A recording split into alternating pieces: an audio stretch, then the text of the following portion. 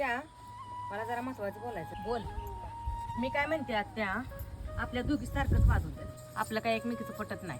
अगं माया लेकीचं पटत नाही मग आपण तर सासू नाही एवढं चालायचं किती दिवस, मला आता वैताग आला या गोष्टीचा. काय मग म्हणणं आहे तुझं ह्या गोष्टीवर?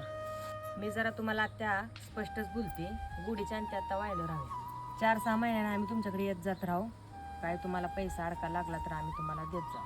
बघ बाबा, आता तुमचा निर्णय झालाय. तुमच्या सुखासाठी मला काय हरकत नाही. कुठंही राहावा, सुखात राहावा एवढीच माझी अपेक्षा आहे. ठीक आहे मग. अहो आत्या, काना कुठं गेलाय दिसना झाला. जा जा बघ बाया कुठं गेलं. कुठं होतं ग पोरग? आई म्हणून तुला मी एक गोष्ट बोलू का? होय बोला की. तुझं 1 वर्षाचं पोरग आहे, तुला तासभर नाही दिसलं तर तुझा जीव कासावीस झालाय.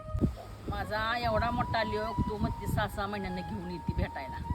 तुझं बी आईचा आतडा आहे, तो माझा पण जरा विचार करायला पाहिजे होता.